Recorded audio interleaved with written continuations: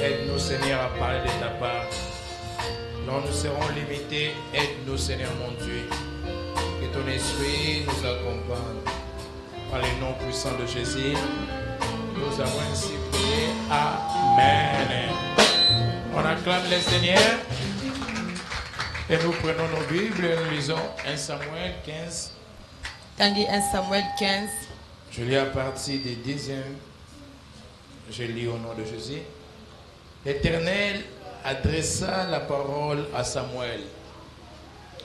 Je regrette d'avoir établi Saoul pour roi, car il se détourne de moi et il n'accomplit pas mes paroles. Samuel fut irrité et il cria à l'Éternel toute la nuit. Amen. Nous prenons nos places. Nous bénissons Dieu pour toi qui es là ce matin. Et nous bénissons Dieu pour ce deuxième culte. Que le Seigneur nous fasse encore du bien. Nous sommes en train de parler de ce thème qui nous a été proposé pendant ce mois. C'est la gloire de l'Éternel. C'est la gloire de l'Éternel. La gloire de l'Éternel. Nous avons proposé un sous-thème dont nous l'avons intitulé La deuxième gloire sera plus forte que celle de la première.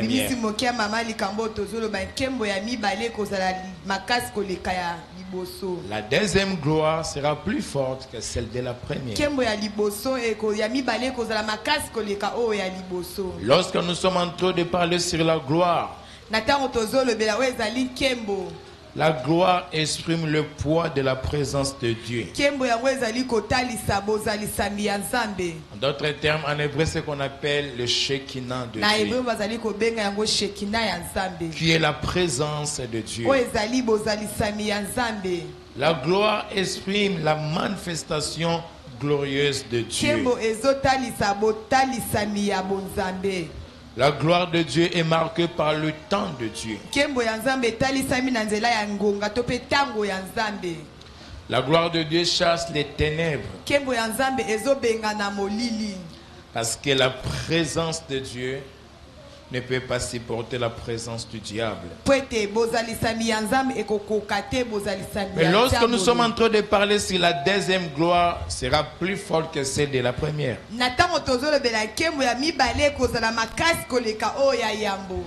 Nous ne pouvons jamais parler sur la deuxième sans parler pour la première. Quand est-ce que la première gloire arrive? Nous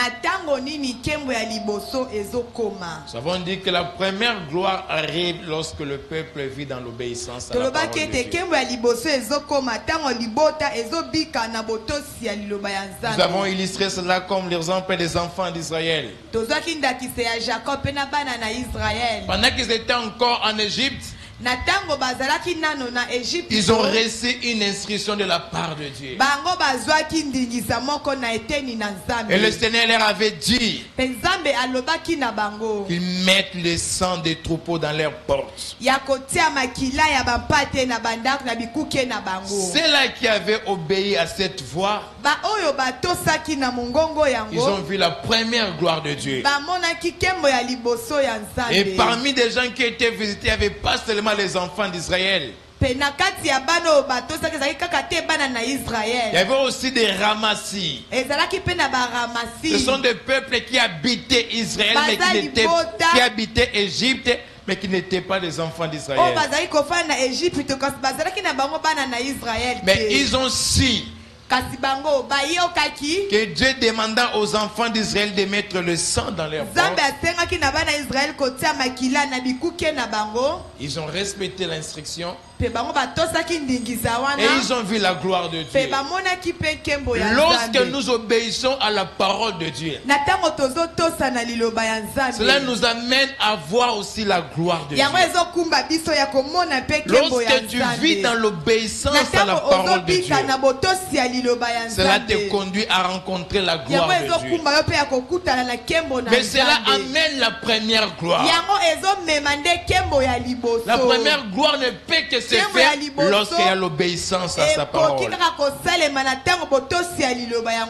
Mais la chose la plus importante, ce n'est pas de recevoir la gloire, mais de demeurer dans la gloire.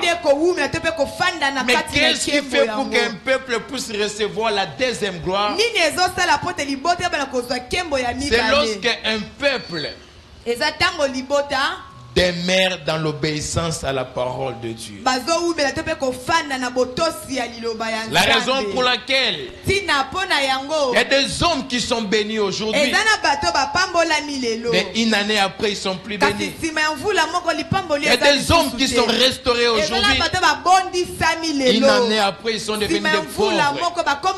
Ils ont reçu la gloire, mais ils n'ont pas reçu la deuxième gloire. Ils savaient recevoir par l'obéissance, mais ils n'ont pas si demeuré dans l'obéissance. Lorsque Israël habitait le désert, il y a une genre de peuple qui n'a pas demeuré dans l'obéissance à la parole de Dieu. Et voilà la raison pour laquelle ce peuple n'a pas arrivé à atteindre la terre promise.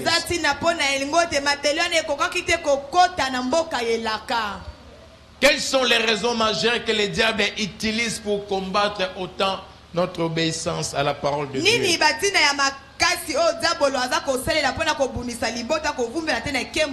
Le diable travaille jour et nuit. Il travaille jour et nuit pour que toi tu n'obéisses pas à la parole de Dieu. Parfois le diable te laisse de prier parce qu'il sait que tu peux prier, mais s'il n'y a pas l'obéissance, la prière n'aura pas d'effet. La première fois, le diable combat notre obéissance parce qu'il sait. Parce que notre Seigneur n'est pas celui à qui nous invoquons, mais il est celui à qui nous obéissons. Le diable parfois te laisse de prier. Tu peux même gêner. Parfois ça ne lui dérange pas.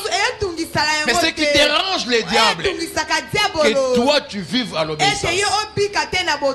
C'est la raison pour laquelle il y a eu des hommes et des femmes qui prient, mais il n'y a pas de résultats. Parce qu'ils invoquent le nom de Dieu. Mais même si vous l'invoquons, mais s'il n'y a pas la vie de l'obéissance, il n'y aura pas des effets. C'est pour cette raison la Bible dit la prière des justes a une grande efficacité. C'est que le diable a peur que cela soit la prière des justes. Mais lorsque tu n'obéis pas, même si tu l'invoques, il n'y aura pas de résultat. Le diable n'a pas entendu Christ avant qu'il gêne. Après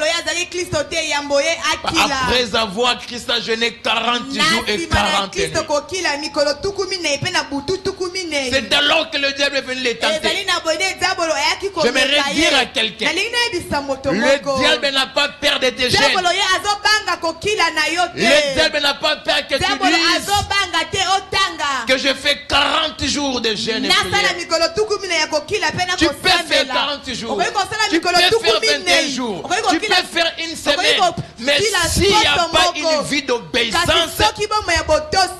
cela n'aura pas de résultat. Et le diable travaille jour et nuit pour que toi, tu ne vives pas à l'obéissance à la parole de Dieu. La raison pour laquelle parfois il te laisse de venir à l'église. Parfois tu pries. Est-ce qu'il y a des résultats après avoir prié?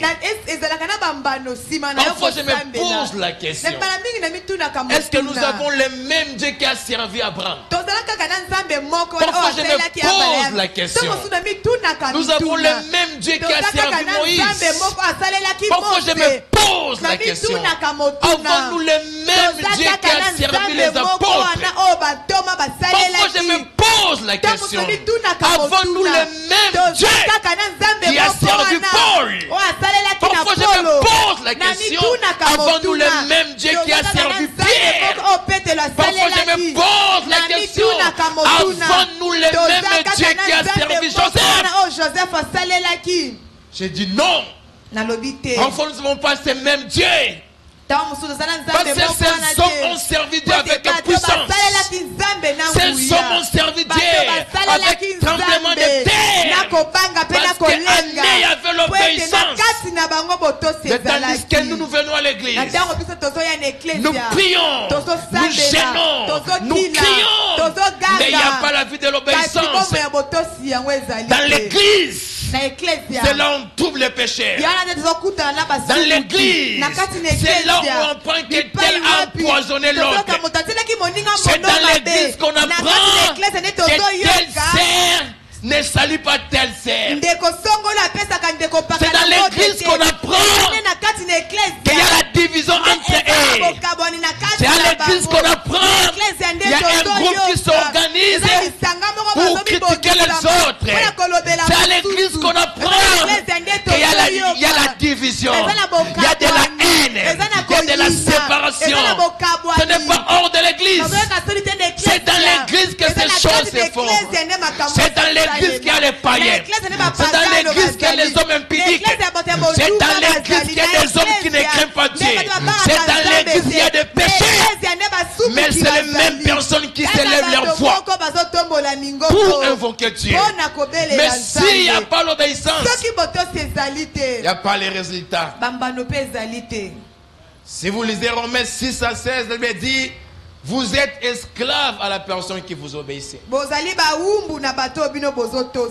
obéissez à qui? Il y a des hommes et des femmes qui obéissent à leurs parents. Même si les parents disent des choses qui n'obéissent pas à la parole, mais ils s'inclinent.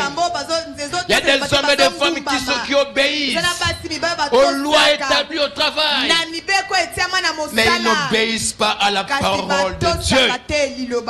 Et la deuxième des choses, c'est que le diable travaille jour et nuit. Le diable combat notre obéissance parce qu'il sait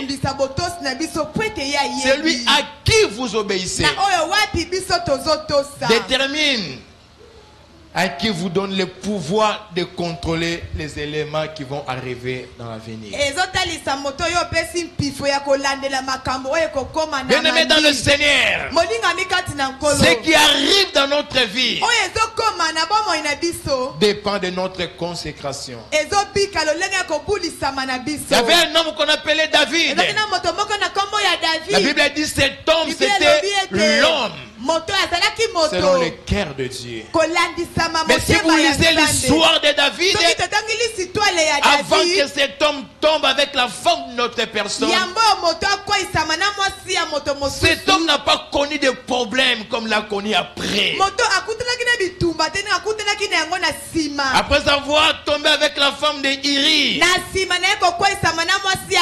il a commis l'irréparable.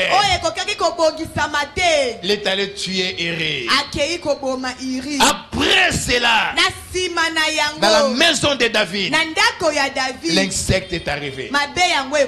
Après cela, dans la maison de David, la mort est arrivée. Après cela, dans la